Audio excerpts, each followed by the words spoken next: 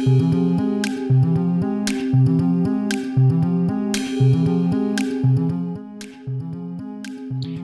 everyone, Adrian Groenewald, Global Leadership Platform. It's great to be with you. It's the Global Leadership Conversation series, and this is the first of the series that we've been doing across the world on all the different continents with the most interesting people from all over the world. And it's all around the global leadership crisis. How do we understand it? How do we define it? What should we do as leaders? What qualities should we develop or awaken inside of us? And I've got someone interesting today who's been in the space for many years, and it's probably generational almost, is Ken Hutchison, all the way from East Texas. And he's a leadership and employee development consultant of CJ Baxter Group. It's his grandfather, so it's quite kind of in the family. And he's got some strong views for our three questions that I'll be asking him in a moment. But first, Kent, welcome. Thank you. I enjoy being here. Thank you so much. Wonderful. Someone that I've interviewed previously referred me to you, and I love it when that happens. And that way we get our tentacles in everywhere. But thank you so much. Yes, I'm looking forward to it. Okay, so our first question is, how would you describe or define the global leadership crisis? Let's see, how would you describe it?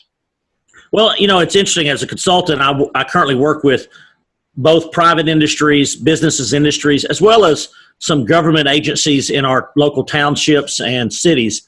And so I look at it from that perspective. But then when I really started looking at the global, it's really micro communities, and we do have a global leadership crisis. But I also looked at our colleges, how our colleges and business schools are teaching managers. And I think we're doing a pretty good job of teaching the technical side, the management side, but we don't really focus much on leadership. And there is a difference between management and leadership. And I think we've done a pretty good job of teaching globally business leaders. And I think we expect our government leaders to be good technicians and good managers, but we really haven't talked about that leadership side. And I think that we focus so much on the management side. Managers focus on things and leaders focus on people. And as we get even our government leaders, if they're focusing on policy and how do we implement things policy-wise, and we forget that there's people involved, we overlook something. So I think that contributes to the global leadership crisis. But it really goes back to the way we train in our business schools and the way we even bring in people into our organizations. And I know here in the United States, we're very competitive with our sports, and we look at people that are leaders in their sports field. And so we look for managers like that are competitive, that win at all costs, that are pretty good. And I think that contributes to this, because we can confound leadership and management so much. So the global crisis is created because we don't focus on the people side, the leadership skills. We focus too much on things and getting things done. Yeah. Okay. So, your MBAs are very administrative, of course. It's very knowledge-driven, right. Technical process. Maybe here and there, business school would throw in a leadership module, and that might be interesting, but it's not going to change anyone's behavior. It's not going to help them truly and deeply understand and commit to leadership per se. Right. Well, and that's, I think, so often when I talk to business leaders or business managers in that case, I talk, of course, being in East Texas, timber is our big industry here, and I talk about sharpening the axe. Stephen Covey in the 7 Habits talks about sharpening the saw. And I tell CEOs and owners of businesses that we've got to constantly be sharpening our tools. And those are tools of communication, tools of conflict management, time management, what we call soft skills that help us grow in our influence, to help us grow as leaders. I think you're absolutely right. Our MBA programs, are even when we promote someone up inside of an organization, it's usually because they have a strong technical background and we make them the leader. I used an example. I was working with a city government last week, and there was a gentleman that he had started off in the waste management he started off in the landfill where we send our refuse, our trash, and he'd worked his way up to operating equipment, and before long he was running a crew. And now he's the manager over all the public works for the city, which includes roads and bridges and trash and refuge disposal. He's a great manager, but he's not much of an inspiring leader. And I think that's what I see when we talk about this global leadership crisis. I see that happening in government, and I'm seeing that happening in small businesses. And so we've really got to go back, and there is a solution to it, and it's sharpening our saw, sharpening our tools, making sure we have good communication skills, conflict management skills, empathy, emotional intelligence. We focus on those skills, which I call essential skills. Okay. So let's just get your voice out there by answering this question more particularly, although you've mentioned a few things. What is the most important quality or attribute we need to develop or awaken or improve in leaders if we are going to turn around this global leadership crisis? Acknowledging that there are many, but what would you put at the top spot, number one? Well, and I have thought a lot about this, because you told me that this one question would be asked, and this is the crucial question. From my perspective, the essence of leadership, when we think about the essence of leadership, and I get passionate about this, when we have the essence of leadership, there's two things that we look at, and that's leaders have to have a clear and compelling vision. Well, that's the easy part. The second piece is they have to have the ability to translate that vision into reality. So when I really think about the most important qualities or attributes, it comes down to two words: vision and relationships. The vision portion usually is easier, because as business owners, as elected officials, we have a vision of where we want to go. But that vision also has to be crystal clear to other folks. It can't be just some idea up here. It has to be something we can articulate. That second piece, the relationship piece, is the hardest part. The ability to translate that vision into reality takes daily work in building relationships. So to me, the most important quality that we need to develop to turn around this global leadership crisis is to develop relationships with one another, develop relationships with the people that we work with. And there's a couple of things, simple things we can do. As children, globally, many of us are taught, we have, whether it's our faith or whether our parents, we were taught the golden rule. That we were taught, to treat others the way we want to be treated, which is a good rule. You want Johnny to like you on the playground, you be nice to Johnny, Johnny will be nice to you. But if you really think about that golden rule is about who? Me. I'm going to treat you the way I like to be treated. Now, I don't think the preacher wanted us to think of it that way, but in reality, the golden rule is good. But if we want to build relationships, we might need to add to that, and I call that the platinum principle. And we need to if we want to build relationships, treat others the way they want to be treated. If we really want to build relationships, we need to communicate with others the way they prefer to communicate. It's my responsibility as a leader, it's our responsibility in this global leadership crisis to think about how do we build relationships with the women and men that we work with our vendors, with our customers. How do we, if we're in a public sector, in the public square, how do we build relationships with our constituents?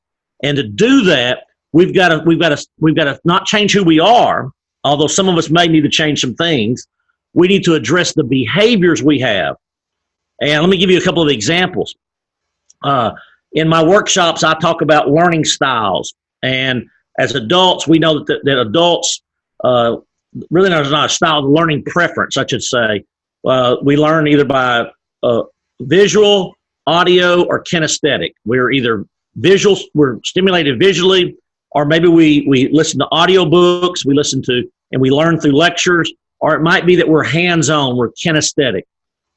As leaders, we tend to manage and teach others the way we want to be, like the way we like to learn.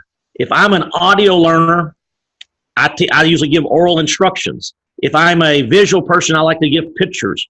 I know, for example, on the learning preferences, I'm of high visual and high kinesthetic, and I score almost a 0 on the auditory. Now, does that mean I don't learn through lecture? No, that means I just have to work harder at it. So in a meeting, if you just ask me to do something, I may miss that mark. And if you're an audio person, you may just give oral instructions and then get frustrated why I'm not getting things done. So I think going back to the platinum principle, it's not about me, it's about the other person. How should I communicate in the way they prefer to communicate? So if I'm a fast communicator, I tend to communicate fast because that's what I like, direct, straight to the point. That may be off-putting to somebody else. Yeah. Here's an example. I was talking to a group of, I'm not allowed to tell you the company, but it was an unnamed American telephone and telegraph company. You just assume. I was working in India with a company with AT&T, and I had 15 minutes to present an idea. Well, I'm a storyteller. I like to embellish and tell the story, the big picture, and overlook some of the details. In the back of the room was a friend of mine, a colleague, a trusted colleague, and he kept raising his hand and kept asking me questions, detailed questions. And I was getting frustrated that he was interrupting the flow of my conversation. Afterwards, I pulled him aside and I said, dude, why were you attacking me? Why were you fighting me on this project? And he says, Kent, I'm on board. I was just missing the mark. He's a detailed person, and I'm a big picture guy. And if I really wanted to connect with him, I probably should have been a little more detail oriented. So we talk about how do we solve this global leadership crisis. I think we've got to start thinking, how do we build relations with others?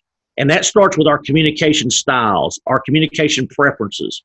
And the platinum principle is what I try to teach others in the sense of we need to be communicating with others, relating with others the way they prefer to build relationships. Rather than the way, treat others as you want to be treated. That sounds good, but treat others the way they want to be treated, which means I've got to put myself aside. It means I've got to think outward, not inward. I guess if I know myself really well, an earlier interview I did, if I honestly find myself, who I am, and I'm true to my values and my best self, then I will probably treat others better. But you take it further, treat others as they want to be treated. And if I'm a hugely autocratic leader, and dominant and strong, and I can use political examples, then it'll take a heck of a lot to sit back and say, how does Kent want to be treated? Right. And that's really, so the leadership, like I say, the essence of leadership, the highest qualities is having a clear and compelling vision. And it's not just a clear vision, a clear and compelling vision means that people can get behind the vision, because you can have a bad vision. That doesn't make you a leader, but you got to have a clear and compelling vision. But that second piece, that building that relationship, so you get Kent and Adrian and Bruce and the other folks to follow along, you've got to build those relationships. And you do have to kind of set your behaviors aside or be more flexible in your behaviors. Yeah. Okay, Kent, I think you've put your voice out there. You described the global leadership crisis. You described that building relationships, growing relationships is probably the top quality that we need to develop, over and above having a compelling vision and so on, but that's what you connect with. And you've given us some tips on how to develop that, to build relationships, you have to look at communication styles, learning styles, and obviously many other things. Is there maybe one other thing you want to mention in terms of how do we best develop or awaken or improve the ability in leaders to build relationships? Well, and I think it goes back, and I like your question. I like that question, that second question where you're talking about what the most important qualities. When I sit down when I'm coaching a CEO or coaching a city manager or coaching a leader, I always ask them when you think of a leader, who do you think of? And I make them come up with somebody they know personally that they respect as a leader. And I asked them, I said, then what are those behaviors and qualities they have? So the whole idea is, and as they list this ideal leader and these behaviors and qualities, and we hear the typical ones: honesty, integrity, communication, team builder, a supportive coach. So we hear all these great words. Then I asked them, would your colleagues, would your direct reports use those same words to describe you? Yeah. And it goes back to building that relationship piece. You first got to know who you are. And like you said, if I'm an autocratic leader, I need to recognize, be self-aware that, hey, I have some good things about me that I can get things done. But if I truly want to build relationships with others, what do I do to go to that next level? And that next level means I have to do a lot of self-reflection. So yes, relationship to me is the biggest piece of leadership. But also I think that second piece is I've got to stay constantly self-aware.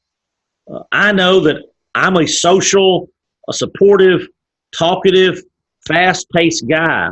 And that's wonderful if I'm talking to another supportive, relationship-oriented, fast-paced guy. But if I want to build relationships with other people, I might need to just understand the platinum principle and saying, hey, I'm dealing with Roby. Roby's a fast-paced, task-oriented person. Let me just talk to him about goals and give him the job and get out of his way. I might be talking to Joe, and Joe is a detailed, analytical person, and he wants all the details. He wants me to get out of the way. I might be talking to Susie, and Susie is very supportive and more of an introvert, and I might need to make her feel loved. I might need to make her feel supportive, and I might have to draw out what I need from her. But I can treat them all fairly, and I have to manage them differently, but I should lead them the same. Okay. Thank you so much. Ken Hutchison of the Baxter Group, from all the way from East Texas, as you can hear from that accent. Before we let you go, your voice is out there. Thank you for being part of our first Hash Global Leadership Conversation 1. Before we let you go, tell us something interesting about the town where you live. Yep. In Texas. One could easily miss that when you visit the US, but you send me a short video clip about the town. And firstly, you must say the name slowly and then tell us something interesting about it so that people want to stop by there.